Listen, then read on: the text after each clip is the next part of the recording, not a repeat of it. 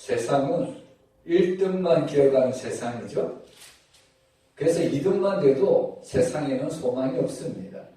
세상은 늘 최고를 중요시하고 최고만을 알아주는 세상입니다. 그 오늘 본문에는 정말 2등도 괜찮고요, 3등도 괜찮고 심지어는 꼴등도 괜찮습니다. 오늘 그 말씀을 오늘 전도자는 우리에게 지혜를 주고 있습니다. 우리가 사는 세상에는 정말로 타고난 재능을 가졌던 사람들이 많이 있습니다. 근데 타고난 재능을 가졌지만 그 재능만큼 잘하지 못하는 사람들이 있습니다. 반면에 재능은 부족하지만 꾸준한 노력으로 아름다운 성취를 이뤄내는 사람들이 있습니다.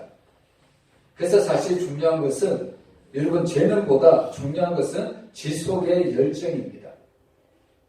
여러분 내가 아무리 많은 재능을 가졌다고 할지라도 그 재능만 믿고 노력하지 않는다면 연습하지 않는다면 그 사람은 뒤처질 수밖에 없습니다. 그러나 나는 저 사람보다 재능이 없다고 할지라도 내가 꾸준히 연습하고 꾸준히 그 일을 감당한다면 나는 재능 있는 사람보다 훨씬 더 큰 사람이 될 수 있다는 이야기입니다. 여러분 공부가 그렇고 신앙생활도 그렇습니다. 나에게 주신 그 재능만 믿고 살아갔다가는 세상말로 쪽박차기가 너무 쉽습니다. 그래서 오늘 우리는 자기가 가지고 있는 재능만 믿고 있어서는 안 된다는 겁니다. 우리가 이솝우야에 놓듯이 바로 토끼와 거북이 그 이야기를 잘 알고 있지 않습니까? 토끼는 자기의 재능만 믿고 거북이를 항상 이길 수 있을 것이라고 장담을 하죠. 근데 우리가 이 이솝우야에서 하는 것이 결국에 거북이가 토끼를 이기는 것을 볼 수가 있습니다. 여러분 자기와의 약속을 꾸준히 지켜나가야만 우리의 재능을 꽃필 수 있습니다. 그래서 사실 재능의 꽃이라는 것은 선인장의 꽃과 같이 안 필 것 같이 보이지만 그러나 선인장 꽃은 어느 날 꽃이 활짝 피는 것을 볼 수 있습니다. 그래서 우리는 더더 보여도 꾸준히 우리는 그 길을 가야 합니다. 결국에 지속적인 삶이 우리를 변화시킨다는 말씀입니다. 여러분 오늘 전도자는 그것을 말해주는데요. 우리는 사실 인생을 살아가면서 때를 잘 분별하는 것이 너무나도 중요합니다. 여러분 여기서 말하는 때는 기회를 의미합니다.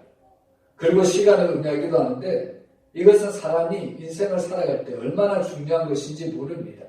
그 기회를 얼마나 붙잡고 살아가느냐, 그 시간을 얼마나 중요하게 여기고 살아가느냐에 따라서 사람의 그 성공 여부가 달려 있습니다.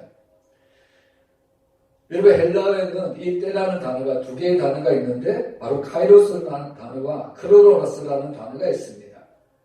이 카이로스라는 단어는 바로 의미가 있고 기회의 시간을 이야기합니다. 내가 의미 있고 내가 중점적으로 그 시간을 붙잡고 살아가는 것을 카이로스 시간이라고 말합니다. 근데 반대로 크로노스라는 시간은 그냥 의미 없이 흘러보내는 시간, 하루가 24시간이잖아요. 그 시간을 그냥 보내는 것을 이야기하는 겁니다. 그래서 시간은 시간이로되 헬라 단어를 보면 다 같은 시간이 아닙니다. 여러분 그래서 오늘 우리는 사람이 때를 알고 살아가는 것이 얼마나 중요한지 모릅니다. 여러분 이 때를 알고 살아가는 것이 바로 성공의 열쇠가 되기 때문입니다. 여러분 젊은 사람들이 그 젊음만 의지하고 그 젊음만 믿다가는 아무것도 하지 않다가는 그의 노후가 보장되지 못한다는 이야기입니다. 그래서 우리는 젊을 때일수록 나에게 맡겨진 그 때를 잘 선용하고 기회를 잘 붙잡아야 합니다. 여러분 예수님도 이 땅에 계셨을 때 때를 분별하는 일에 애썼음을 볼 수가 있습니다. 우리가 요한복음에 보면 예수님 이 땅에 오셔서 첫 이적을 가나 혼인잔치에서 베푸시죠. 예수님께서 이 혼인잔치에 들어가셨는데 그때 이 혼인잔치집에 엄청난 슬픔이 몰려옵니다. 기쁨의 근원이 되어야 포도주가 떨어졌다는 겁니다. 그래서 모든 사람들이 우왕좌왕할 때 이 예수의 어머니는 바로 이 하인들을 예수님께 보내면서 예수님이 시키는 대로 하라고 명령을 합니다.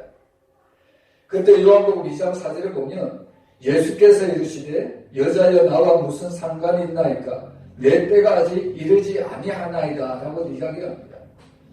여러분 예수님도 때를 너무나도 중요시 여겼다는 것을 우리는 알 수가 있습니다. 이처럼 주님도 바로 이 때를 분별하여 했었던 것처럼 사람도 세상을 살면서 때를 분별하는 지혜를 구하는 것이 너무나도 중요합니다. 여러분, 우리는 특별히 믿는 사람으로서 이 때를 분별하는 것이 너무나도 중요합니다. 여러분, 세상은 그 때를 그냥 때라고 이야기를 하지만 믿는 사람은 이 때를 뭐라고 표현하냐면 하나님의 섭리라고 이야기를 합니다. 하나님의 구속 계획이라고 이야기를 하는 겁니다. 그래서 이 때를 잘 분별해야만 하나님의 역사를 우리가 발견할 수가 있고 하나님의 역사를 경험할 수가 있습니다. 그래서 이 때와 이 기회를 모든 것들을 하나님 앞에 맡길 때 하나님은 우리에게 놀라운 일들을, 놀라운 은총을 바로 베풀어 주신다는 겁니다. 결국 우리가 이 땅을 살아갈 때 모든 것은 하나님의 계획 안에 있습니다. 하나님의 섭리 안에 있다는 겁니다. 여러분, 사람이 생각할 때는 우연히 모든 것들이 일어나는 것 같지만 그러나 그 우연도 하나님의 섭리 안에 들어가 있다는 것을 우리가 깨달아야 합니다. 그래서 오늘 우리는 이 솔로몬 왕이 노년에 바로 자신의 인생을 돌아보면서 모든 일이 전능하신 하나님께서 예배하신 때와 섭리 가운데 있음을 우리에게 가르쳐주고 있습니다. 오늘 우리는 이 말씀을 통해서 정말 지금 나의 환경이 힘들고 어려울지라도 결국 이것을 통해서 우리는 하나님의 때와 하나님의 계획을 믿는다면 지금의 내 곤란과 지금의 내 어려움이 하나님의 때에는 반드시 그 곤란이 변하여 통통한 삶으로 변화될 줄로 믿습니다. 그래서 오늘 솔로몬은 그런 지혜를 우리에게 가르쳐주고 있습니다. 여러분, 전도서 9장 11절을 보면 우리가 읽었지만 우리 한번 다시 한번 읽어보겠습니다. 내가 다시 해 아래서 보니 빠른 경주자들이라고 선착하는 것이 아니며 용사들이라고 전쟁에 승리하는 것이 아니며 지혜자들이라고 음식물을 얻는 것도 아니며 명철자들이라고 재물을 얻는 것도 아니며 지식인들이라고 은총을 입는 것이 아니니 이런 시기와 기회는 그들 모두에게 임함이니라. 여기 보면 세상이 당연하다고 여기는 모든 것들이 당연하지 않다는 것을 우리에게 가르쳐주고 있습니다. 5가지로 보여주는데요. 첫 번째로 빠른 자가 경주에서 승리하지 못하는 경우가 있다고 이야기를 합니다. 사람들은 빠른 자가 늘 1등이라고 생각을 하죠. 그런데 우리가 스포츠를 보면 빠른 자라고 해서 결국 승리한 것이 아님을 볼 수가 있습니다. 축구를 좋아하는 사람들은 흔히 이런 이야기를 하죠. 바로 축구공은 둥글다고 이야기를 합니다. 무슨 의미냐면 축구는 바로 그 시작과 끝을 내야만 승패가 좌우지우지된다는 겁니다. 아무리 실력이 좋은 팀이라고 해서 끝에 가서 완전히 끝까지 승리한다는 보장은 아무도 없다는 겁니다. 심판이 히스를 불기 전까지는 그 승패는 아무도 모릅니다. 이것을 표현하기를 축구공은 둥글다고 이야기를 하는 겁니다. 세상은 빠른 자들이 늘 승리할 것 같이 보이죠? 그러나 우리가 사는 세상에는 종종 아무리 빨라도 뒤처지는 경우가 우리의 삶 가운데는 있다는 이야기입니다. 그리고 두 번째로 용사들이 전쟁에서 승리하지 못하는 경우도 있다고 이야기를 합니다. 이 말씀을 들으면 우리가 딱 떠올리는 인물이 있죠? 바로 골리앗과 다윗의 싸움입니다. 골리앗은 정말 키가 큰 어마어마한 용사죠? 그는 날 때부터 전쟁터에서 싸움, 바로 그 전쟁터에서 잔뼈가 굵은 바로 장군입니다. 거기에 비해서 이 다윗은 어떤 인물입니까? 목동, 목자의 어떻게 보면 아주 어린아이입니다. 이런 전장터에서 잔뼈가 굵은 이 골리앗과 그리고 목동이나 치는 이 어린 소년 다윗이 싸워갖고는 도무지 승산이 다윗에게는 없다는 겁니다. 근데 오늘 우리가 이 말씀 잘 알듯이 결국 누가 승리합니까? 바로 다윗이 승리하는 것을 볼 수가 있습니다.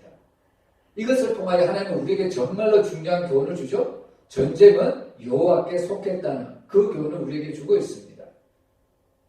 세상에서는 힘이 있고 용사가 승리하는 것 같지만 그러나 그렇지 못한다는 것을 오늘 전도자는 우리에게 이런 지혜를 가르쳐 줍니다.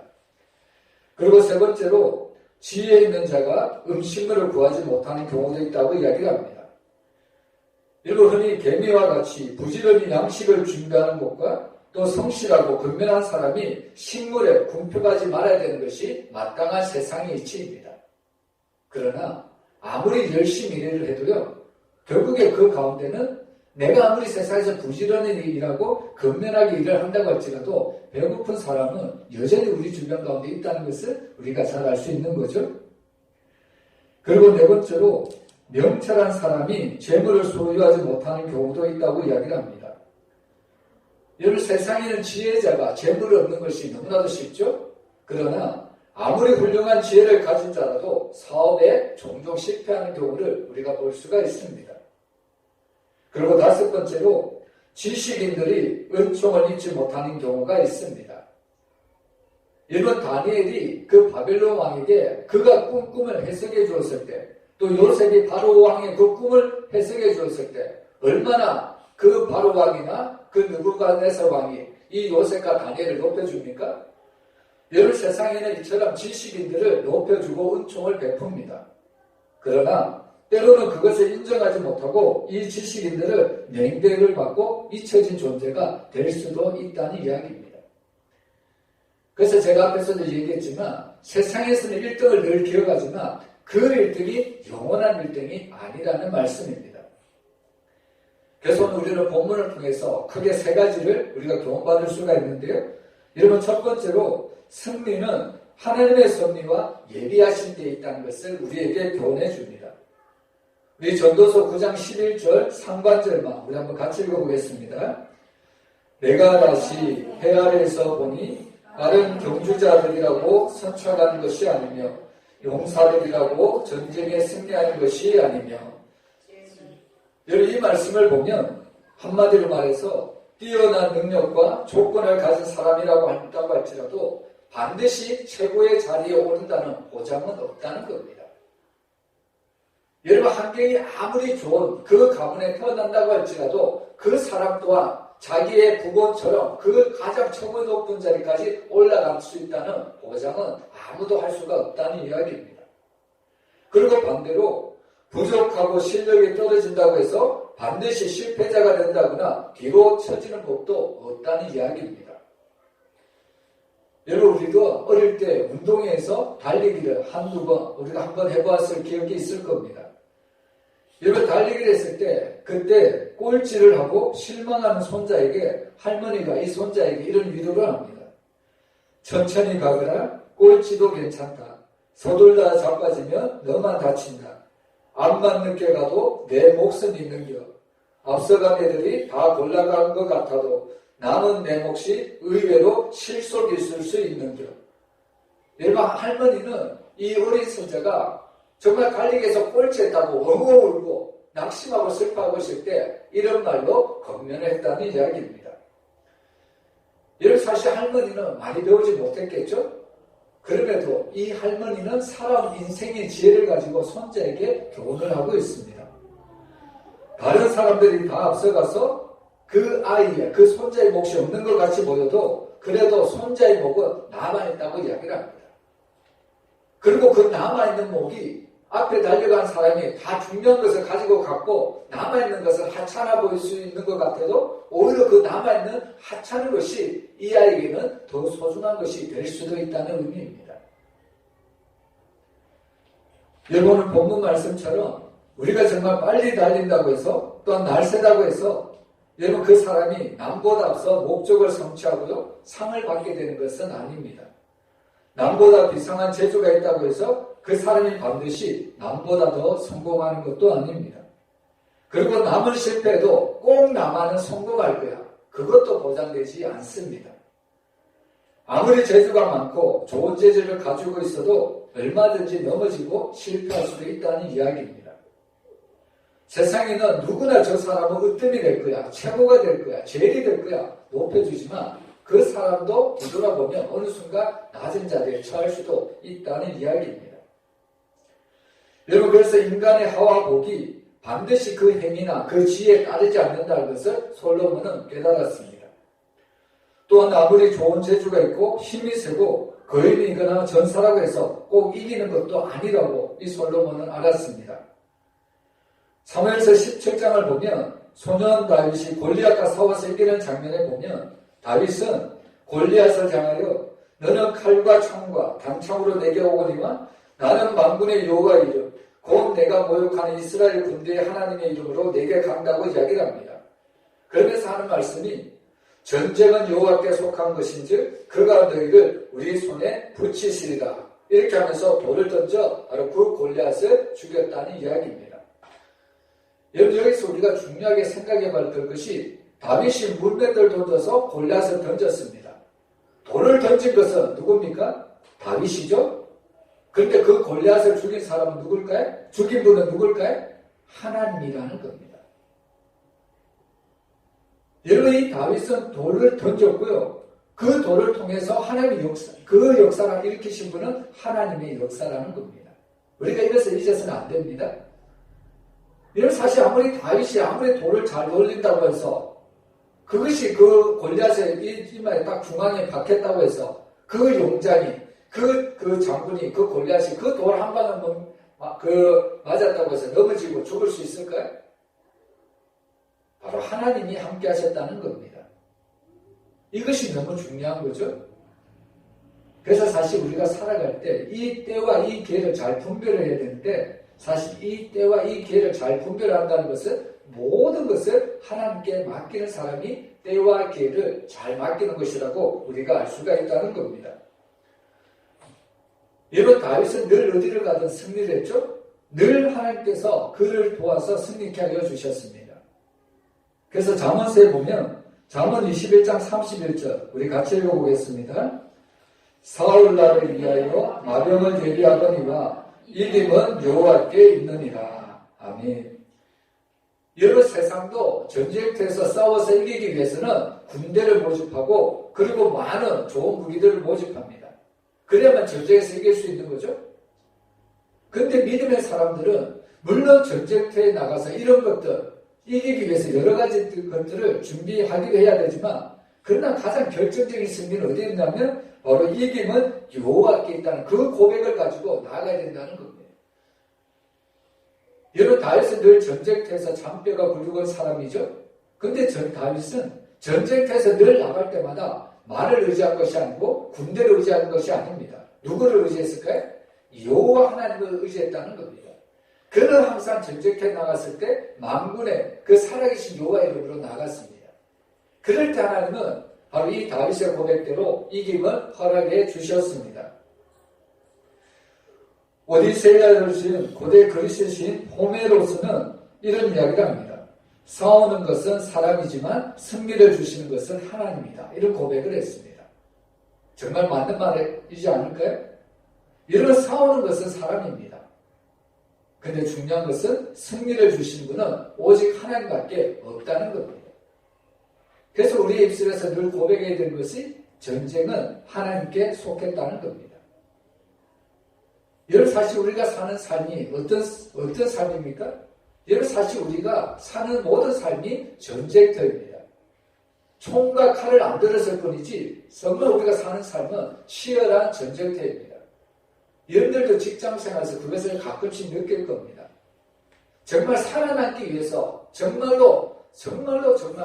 살아남기 위해서 이 직업이라는 직장이라는 세상 속에서 정말로 총과 칼만 안 들었을 뿐이지 정말로 엄청난 수고를 하고 엄청난 희생을 하고 살아가는 것이 우리네 현실이라는 겁니다. 그래서 사람들은 이 전쟁터에서 늘 쓰러지고 넘어질 수밖에 없죠. 근데 중요한 것은 결국에 이 전쟁터에서 살아남는 것은 힘이 있는 자가 살아남는 것이 아니라 능력이 있는 자가 재능이 많은 자가 살아남는 것이 아니라 오직 하나님을 의지하는 자가 살아남는다는 겁니다. 여러분 세상의 환경을 보면 우리같이 연약한 사람들이 어떻게 살아남을 수 있을까요? 그러나 연약한 사람의 특징이 뭡니까? 바로 연약할수록 우리는 더욱더 우리보다 강한 자를 의지할 수밖에 없다는 겁니다. 특별히 우리보다 강한 분이 누굽니까? 하나님이잖아요. 예수님이잖아요. 그래서 나는 연약하지만 나보다 훨씬 강하신 그 예수님, 그 하나님을 의지할 때 하나님은 우리에게 약한 자를 들어 강한 자를 부끄럽게 하시는다는 말씀입니다. 그래서 오늘 우리는 이 말씀을 통해서 정말 하나님께서 우리에게 승리의 때를 주신다는 것을 우리가 깨달아야 합니다. 그래서 하나님을 믿는 모든 성도들의 인생은 바로 세상 환경에 따라 영향을 받아서는 안 됩니다. 세상의 환경이 좋다고 믿는 사람들도 기분이 좋아지고 그리고 세상 환경이 나빠졌다고 해서 우리의 믿음도 낙심되고 그렇게 해서는 안 된다는 겁니다. 여러분 믿는 그리스도인들은 어떤 환경에 모든 것을 맡게 될까요? 여러분 사실 오직 모든 성도는 하나님께만 영향을 받아야 된다는 말씀입니다. 하나님께만 영향을 받는다는 것은 모든 것을 바로 하나님께 맡긴다는 의미입니다. 그래서 이 전도자는 빠르다고 승리하는 것이 아니고 용사라고 승리하는 것이 아니라 모든 것을 하나님 앞에 맡길 때 그 때와 그 기회를 하나님 은혜 가운데 잘 붙잡을 때 하나님께서는 그 섭리 가운데 승리를 주셨다는 것을 우리에게 가르쳐주고 있습니다. 여러분 하나님이 주신 기회, 하나님이 주신 그 기회를 잘 선용해서 날마다 승리의 삶을 살아가시기를 주의 이름으로 축원합니다. 그리고 두 번째로 여러분 재물을 얻는 것도 하나님의 섭리와 예비하신 때에 달려있다고 솔로몬은 고백합니다. 11절 중간절 말씀을 보면 지혜자들이라고 음식물을 얻는 것도 아니고 명철자들이라고 재물을 얻는 것도 아니라고 말을 하고 있습니다.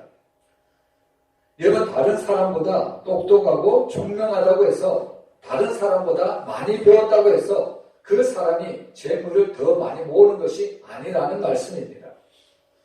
우리가 부자가 되고 우리의 삶이 풍족하게 되는 것 역시 하나님의 섭리 안에 있다는 것을 하나님이 허락해 주셔야만 된다는 것을 우리가 알 수가 있는 말씀입니다. 여러분 신명기 8장 18절 우리 한번 같이 읽어보겠습니다. 내 하나님 여호와를 기억하라. 그가 내게 재물 얻을 능력을 주셨습니다. 이같이 하시면 내 조상들에게 맹세하신 언약을 오늘날 같이 이루려 하심입니다. 여기 보면 재물 얻을 능력을 하나님께서 주셨다고 이야기를 합니다. 여러분 사람들은 재물을 얻으려고 얼마만큼 수고를 많이 합니까? 얼마만큼 고생을 합니까? 비록 나는 못 먹고 비록 나는 헐벗어도 우리 자녀만큼은 정말 잘 키우기 위해서 부모들이 얼마나 많은 노력을 합니까? 그런데 우리가 부지런하고 우리가 근면하고 성실하게 일을 할 때에 비록 우리는 작은 복, 작은 성공을 이룰 수 있을지는 모르겠지만 큰 복, 큰 부자는 될 수가 없다는 이야기입니다. 여러분 정말 큰 부자는 누가 허락해 주셔야 되냐면 하나님이 허락해 주셔야 된다는 말씀입니다. 여러분 과거에는 억 단위의 그런 재산만 있어도 사람들이 부자라고 생각을 했죠. 근데 현대에 억을 가지고 있다면 부자 취급에 들어갈까요? 한 얼마 정도 부자 취급에 들어갑니까? 한 10억 있으면 되나요? 10억 있으면 부자라고 생각해 봅시다. 그런데 부자도 부자 나름이죠? 여러분 요즘은 10억 가진 사람도 제법 많더라고요. 요즘 사람들 중에는 100억 가진 사람도 있고 심지어는 조 단위 그리고 몇십조 단위 가진 사람도 너무 많더라고요. 여러분 일반 부자와 진짜 부자는 어떻게 보면 격이 다릅니다. 차이가 있다는 거예요. 여러분 성경에도 믿음의 사람들 중에 많은 부자가 있었죠? 근데 그 믿음의 사람들 중에 특별히 큰 부자를 어떻게 표현하냐면 거부라고 이야기합니다. 거부. 보통 부자보다 더 훨씬 더 큰 부자라는 이야기입니다. 여러분 일반 사람들이 자신이 열심히 노력하고 땀을 흘리면 여러분 나름대로 세상적인 성공을 재물을 얻을 수가 있습니다. 그러나 하나님이 허락하지 않는다면 아무리 자기가 땀을 흘리고 아무리 자기가 성공을 한다고 할지라도 어느 정도까지만 머물 수밖에 없다는 겁니다. 그래서 우리나라 옛말에 이런 말이 있는데요. 소부유근 대부유천이라는 말이 있습니다. 소부유근이란 무슨 말이냐면 작은 부자는 근면이 만들지만 대부유천, 큰 부자는 하늘이 만든다는 뜻입니다. 여러분 이 재물도 하나님이 허락해 주셔야만 하나님이 주신다는 말씀입니다. 인간의 노력으로 작은 것을 성취할 수는 있지만 큰 것은 하나님이 허락하시고 하나님이 도와주셔야 된다는 말씀입니다. 여러분 솔로몬이 우리가 잘 아는 거부가 되었죠?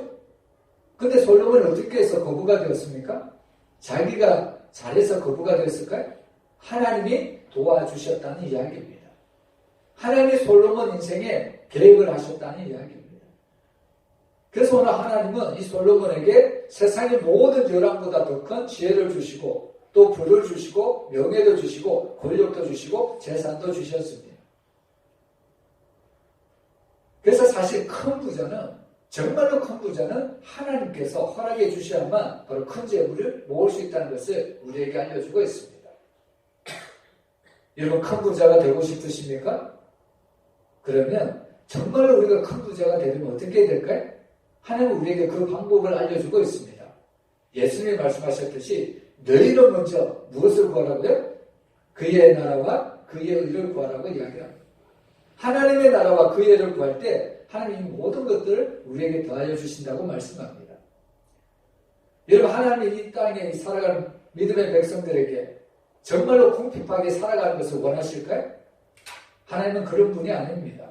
정말로 하나님이 이 땅에 살아가는 모든 그리스도인들이 정말로 형통하고 또 하나님이 주신 복을 이웃들에게 나눠주는 어떻게 보면 복의 통로된 삶, 아브라함과 같이 복을 나누어준 삶, 그런 삶을 살기를 원하고 있다는 겁니다. 근데 정작 이 땅에 살아가는 많은 그리스도인들이 그런 복을 받지 못하죠? 왜 그럴까요? 너무나도 하나님의 복에 그 초점이 맞춰 있는 것이 아니라 세상적인 복에, 자기 욕심에 이끌려 살다 보니까 하나님이 주시고자 하는 어마어마한 복을 놓치고 있다는 사실입니다. 그래서 우리는 이 땅을 살아갈 때 정말 하나님이 주신 그 큰 복을 받으려면 먼저 그의 나라와 그의 의를 구하라. 하나님을 구해야 된다는 겁니다. 여러분 정말로 지혜로운 자녀는 어떤 자녀일까요? 정말로 지혜로운 자녀는 누구를 구하냐면 부모를 구합니다. 부모. 왜 그래요? 부모를 구하면 부모에 있는 모든 것들이 자기 것이 되기 때문입니다. 마찬가지로 정말로 지혜로운 성도는 어떤 성도일까요? 하나님 나에게 이것도 주세요. 저것도 주세요. 물론 이것도 우리가 구할 수 있죠. 근데 정말 지혜로운 성도는 누구냐면 하나님을 구하는 성도라는 겁니다. 여러분 하나님은 어떤 분이십니까? 세계 만물을 말씀 한마디로 창조하신 분이 바로 하나님이잖아요. 온 우주가 하나님의 소유입니다. 하나님을 구하면 하나님의 모든 것도 우리에게 주신다고 약속하셨잖아요. 그래서 우리가 이 땅을 살아갈 때 정말 우리는 하나님 앞에 구해야 합니다. 하나님의 나라와 그의 의를 구할 때 하나님이 우리에게 필요한 모든 것들, 아니 이 땅을 먹여 살릴 만큼 하나님은 우리에게 풍성히 내려주신다는 말씀입니다. 여러분 우리 자녀들을 위해서 우리가 이런 꿈을 꾸고 부모가 자녀들을 위해서 기도했으면 좋겠습니다. 정말 우리 자녀들이 이 땅에서 정말 하나님의 자녀답게 정말 선한 법조인이 나오고 선한 경제인이 나오고 선한 그 정치인이 나오고 또 선한 사람들이 나와서 이 땅을 변화시켜 갈 수 있는 그런 믿음의 자녀들이 될 수 있도록 우리 자녀들을 위해서 우리는 끊임없이 기도를 해야 합니다. 오전에도 말씀을 드렸지만 정말 우리 자녀들에게 부모된 우리가 자녀들에게 정말 물려줘야 될 것은 바로 믿음의 유산밖에 없습니다. 부모가 바른 신앙을 자녀들에게 물려주면 자녀들은 이 땅에서 장수하고 잘되는 복을 하나님께서 허락해 주십니다. 여러분 우리 자녀들에게 날마다 이런 신앙의 유산을 물려주기를 주님의 이름으로 축복합니다. 그리고 세 번째로 여러분 죽음도 하나님의 때와 그 섭리에 달려있다고 솔로몬은 고백을 하고 있습니다. 우리 전도서 9장 12절 우리 한번 같이 읽어보겠습니다. 분명히 사람은 자기의 시기도 알지 못하나니 물고기들이 재난의 그물에 걸리고 새들이 올무에 걸림같이 인생들도 재앙의 날이 그들에게 호련히 임하면 거기에 걸리느니라. 여기 보면 물고기들이 재난의 그물에 걸리고 새들이 올무에 걸린다고 이야기를 하고 있습니다. 여러분 물고기가 그물에 걸리고 새들이 올무에 걸리면 결국 그들의 마지막은 뭡니까? 죽음이라는 겁니다.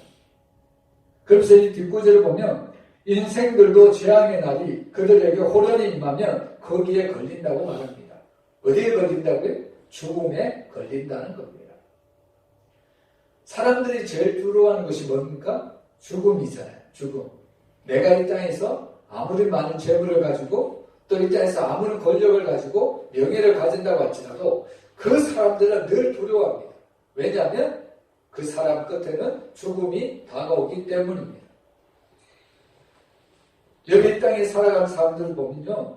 부와 더불어 재물과 더불어 간절히 소원하는 것이 뭐냐면 오래 사는 겁니다. 오래 사는 것.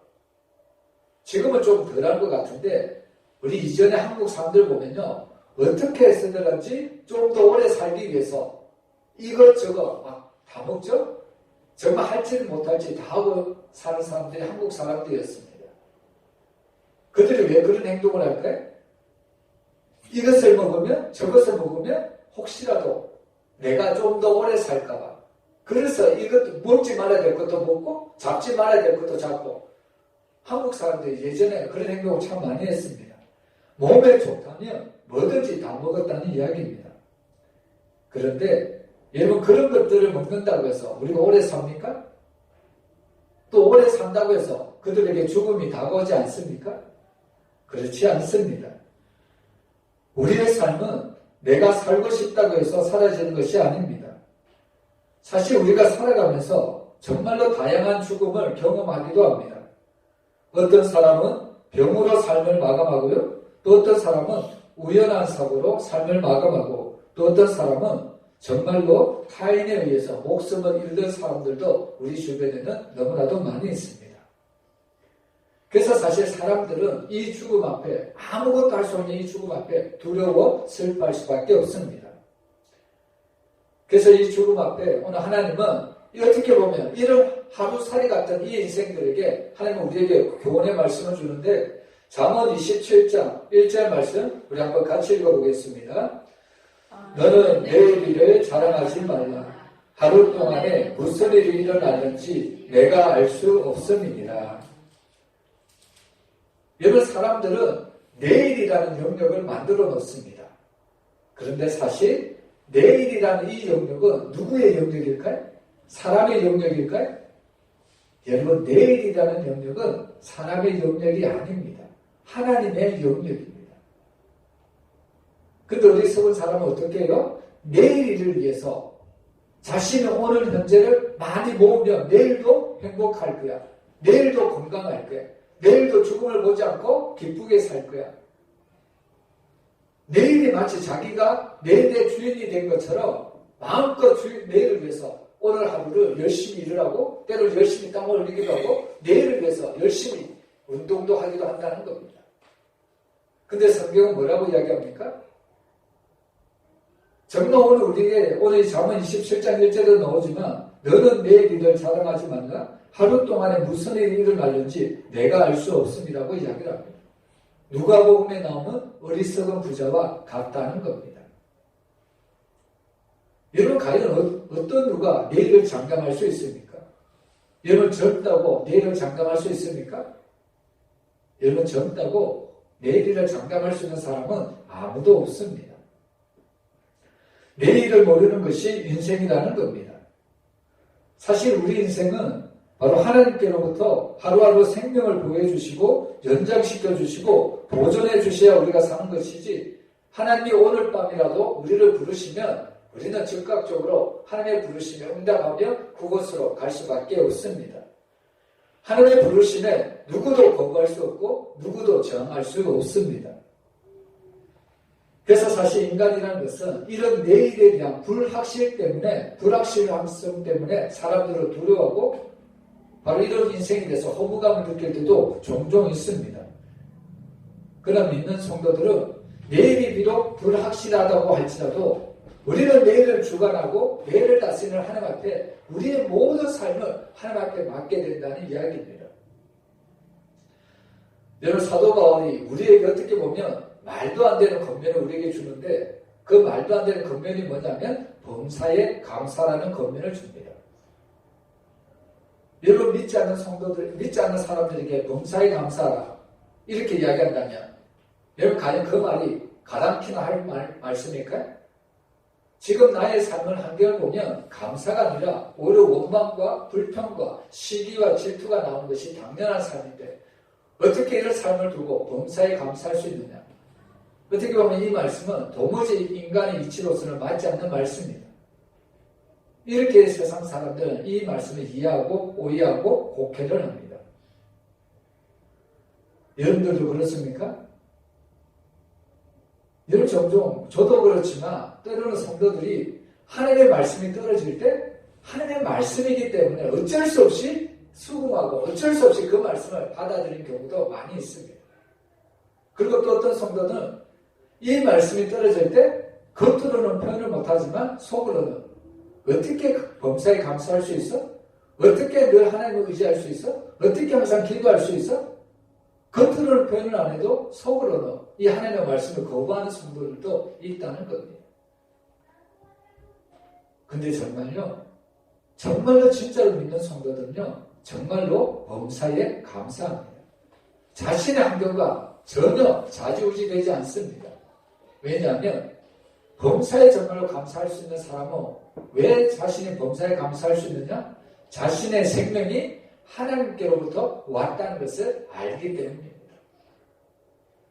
내가 하루를 산다고, 내가 내일을 산다고 열심히 노력을 한들 그것이 내 마음대로, 내 생명이 마음대로 되지 않는다는 것을 깨닫는 성도가 정말로 믿음의 성도입니다.